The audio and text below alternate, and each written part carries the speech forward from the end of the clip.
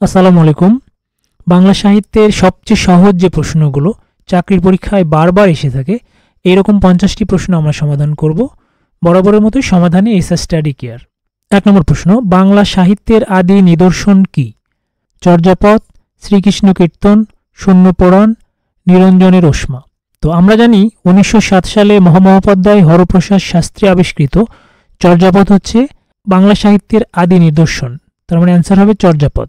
অন্যদিকে শ্রীকৃষ্ণ কীর্তন হচ্ছে বরুচণ্ডীদাস রচিত মধ্যযুগের প্রথম কাব্যগ্রন্থ, এবং শূন্যপুরাণ হচ্ছে বাংলা সাহিত্যের অন্ধকার যুগে রচিত রামাই পণ্ডিত রচিত একটি চম্পকাব্য, এবং নিরঞ্জনের উষ্মা হচ্ছে চম্পকাব্য শূন্যপুরাণের একটি অংশ।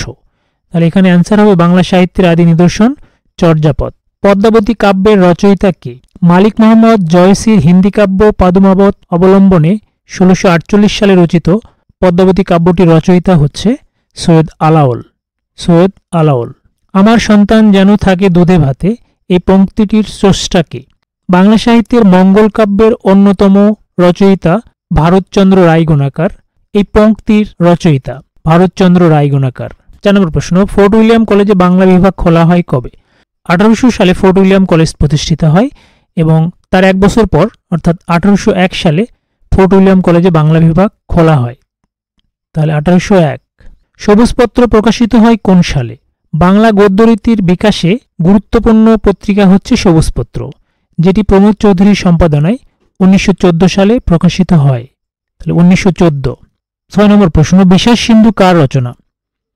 কারবালার যুদ্ধ এবং পূর্বাপর ঘটনা নিয়ে রচিত একটি জনপ্রিয় এবং প্রাচীনতম বাংলা উপন্যাস হচ্ছে বিষাদ সিন্ধু, যেটি মীর মশাররফ হোসেন রচনা করেছেন। মীর মশাররফ হোসেন। শ্রীকান্ত উপন্যাসের রচয়িতা কে? শ্রীকান্ত উপন্যাসের রচয়িতা হচ্ছে শরৎচন্দ্র চট্টোপাধ্যায়। 4 খণ্ডে রচিত জনপ্রিয় উপন্যাস হচ্ছে শ্রীকান্ত। তাহলে এখানে হবে শরৎচন্দ্র চট্টোপাধ্যায়। 8 নম্বর প্রশ্ন, 1000 বছর ধরে উপন্যাসটি কার রচনা? ফজল শাহাবুদ্দিন, শঙ্কর, আনিস চৌধুরী, জহির রায়হান।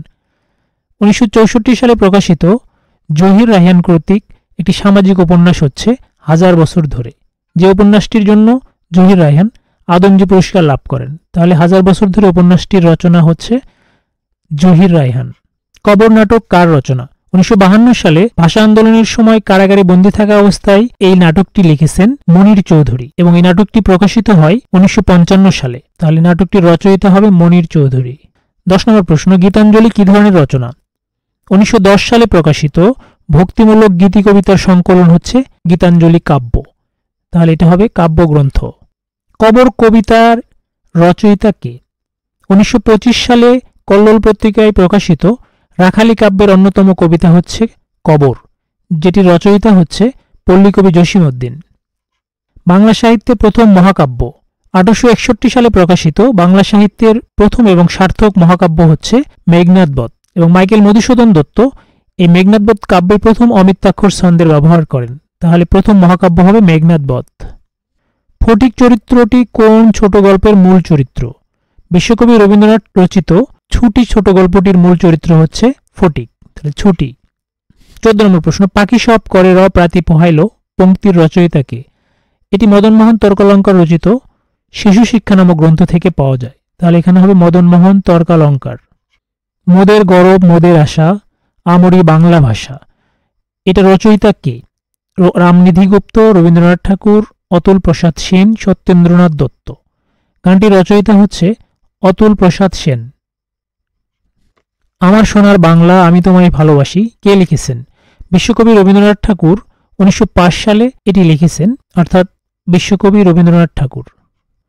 আমার ভাইয়ের রক্তে রাঙানো 21শে ফেব্রুয়ারির গানটির রচয়িতা কে? 1952 সালে 21শে ফেব্রুয়ারি রচিত গানটির গীতিকার বা রচয়িতা হচ্ছে আব্দুল গাফফার চৌধুরী, এবং গানটির প্রথম সুরকার ছিলেন আব্দুল লতিফ, এবং বর্তমান সুরকার হচ্ছে আলতাফ মাহমুদ। তাহলে গানটির রচয়িতা হবে আব্দুল গাফফার চৌধুরী। 18 নম্বর প্রশ্ন, বাংলাদেশের জাতীয় সঙ্গীতের রচয়িতার নাম কি? বাংলাদেশের জাতীয় সঙ্গীতের রচয়িতার নাম হচ্ছে রবীন্দ্রনাথ ঠাকুর। বাংলাদেশের রণসঙ্গীতের রচয়িতা কে?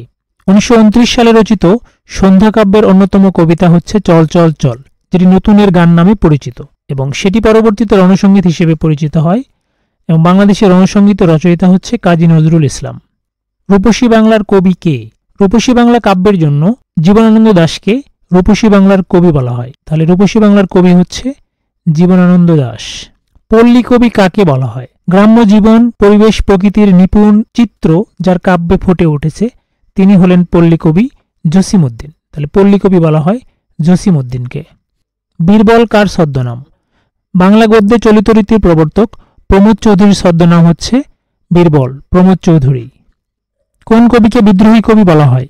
1922 সালে প্রকাশিত বিদ্রোহী কবিতাটির জন্য জাতীয় কবি কাজী নজরুল ইসলামকে বিদ্রোহী কবি বলা হয়।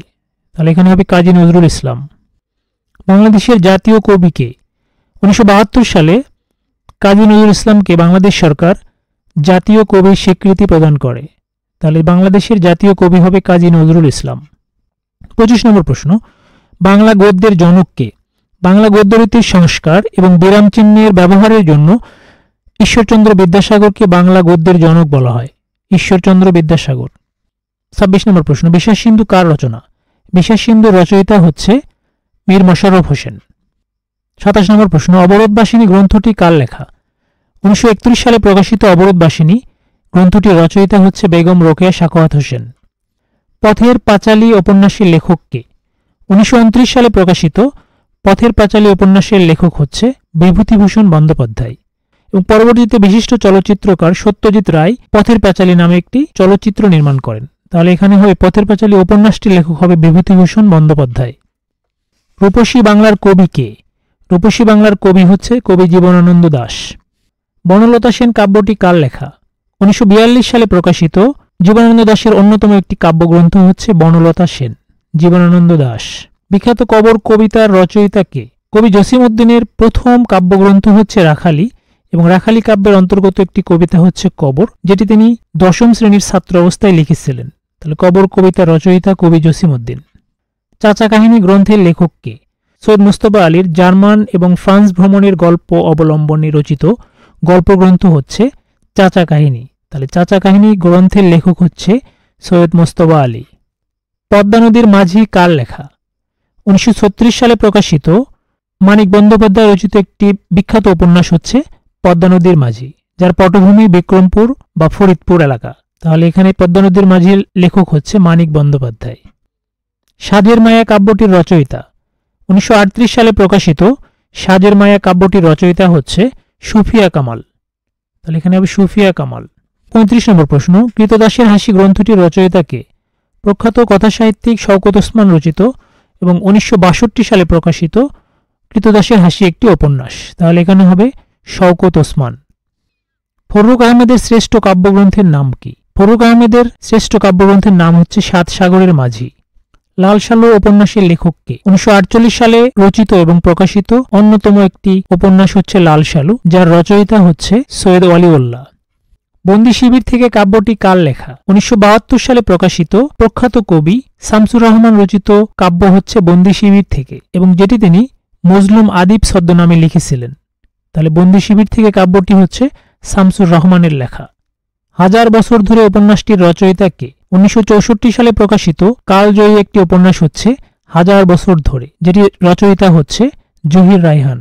40 নম্বর প্রশ্ন, পায়ের আওয়াজ পাওয়া যায় কাব্যনাট্যটির লেখক কে? মুক্তিযুদ্ধের পটভূমিতে রচিত পায়ের আওয়াজ পাওয়া যায় কাব্যটির রচয়িতা হচ্ছে সব্যসাচী লেখক সৈয়দ শামসুল হক। সৈয়দ শামসুল হক। সোনালী কাবিন এর রচয়িতা কে?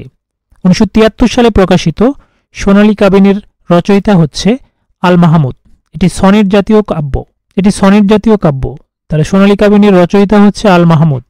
চিলেকোঠার সেপাই উপন্যাসটির রচয়িতা কে? 1969 গণ অভ্যুত্থানের প্রেক্ষাপটে রচিত চিলেকোঠার সেপাইয়ের রচয়িতা হচ্ছে আখতারুজ্জামান ইলিয়াস, যেটি প্রকাশিত হয়েছিল 1986 সালে। তাহলে চিলেকোঠার সেপাই উপন্যাসটির রচয়িতা হবে আখতারুজ্জামান ইলিয়াস। 43 নম্বর প্রশ্ন, আনোয়ারা গ্রন্থটির কার রচনা? 1914 সালে প্রকাশিত মোহাম্মদ মুজিবুর রহমানের প্রথম এবং জনপ্রিয় উপন্যাস হচ্ছে আনোয়ারা। তাহলে আনোয়ারা গ্রন্থটির রচয়িতা হচ্ছে মোহাম্মদ মুজিবুর রহমান। রাইফেল রুটি আওরাত উপন্যাসের রচয়িতা কে? মুক্তিযুদ্ধের পটভূমিতে লেখা প্রথম উপন্যাস হচ্ছে রাইফেল রুটি আওরাত। লেখা হয় 1971 সালের এপ্রিল থেকে জুন মাসের মধ্যে এবং প্রকাশ করা হয় 1973 সালে, এবং যেটি রচয়িতা হচ্ছে আনোয়ার পাশা। অর্থাৎ রাইফেল রুটি আওরাত উপন্যাসের রচয়িতা আনোয়ার পাশা। 45 নম্বর প্রশ্ন, কাকে যুগ ও সন্ধিক্ষণের কবি বলা হয়? বাংলা সাহিত্যের মধ্যযুগ এবং আধুনিক যুগের মধ্যবর্তী কবি হচ্ছে কবি ঈশ্বরচন্দ্র গুপ্ত, তাহলে যুগসন্ধিক্ষণের কবি হচ্ছে ঈশ্বরচন্দ্র গুপ্ত। সূর্য দিঘল বাড়ি কার লেখা? 1943 সালের দুর্ভিক্ষ এবং 1947-এর দেশভাগের পটভূমিতে রচিত সূর্য দিঘল বাড়ি একটি সামাজিক উপন্যাস, যেটি রচয়িতা হচ্ছে আবু ইসহাক। তাহলে সূর্য দিঘল বাড়ি আবু ইসহাকের লেখা একটি উপন্যাস। সারেং বউ বইটির লেখক কে? 1961 সালে প্রকাশিত শহীদুল্লাহ কায়সার রচিত একটি উপন্যাস হচ্ছে সারেং বউ। তাহলে সারেং বউ বইটির লেখক হচ্ছে শহীদুল্লাহ কায়সার। বাংলা সাহিত্যে বিশ্বকবি হিসেবে পরিচিত কে? রবীন্দ্রনাথ ঠাকুরের সাহিত্য এবং চিন্তাভাবনা ভারত সহ সারা বিশ্বে সমাদৃত হয়েছিল, যে কারণে ব্রহ্মবান্ধব উপাধ্যায় রবীন্দ্রনাথ ঠাকুরকে বিশ্বকবি উপাধিতে ভূষিত করেন। তাহলে বিশ্বকবি হিসেবে পরিচিত হবেন রবীন্দ্রনাথ ঠাকুর। হাঙর নদী গ্রেনেডের লেখক কে? 1976 সালে প্রকাশিত হাঙর নদী গ্রেনেড উপন্যাসের লেখক হচ্ছে সেলিনা হোসেন। সাত সাগরের মাঝি কাব্যগ্রন্থের রচয়িতা কে? 1944 সালে প্রকাশিত ফররুখ আহমেদের প্রথম কাব্যগ্রন্থ হচ্ছে সাত সাগরের মাঝি। তাহলে এখানে হবে ফররুখ আহমদ। ভিডিওটি যদি ভালো লেগে থাকে অবশ্যই চ্যানেলটি সাবস্ক্রাইব করবেন, ভিডিওটিতে লাইক, কমেন্টস এবং শেয়ার করবেন এবং কমেন্ট বক্সে ডান লিখতে ভুলবেন না। ধন্যবাদ।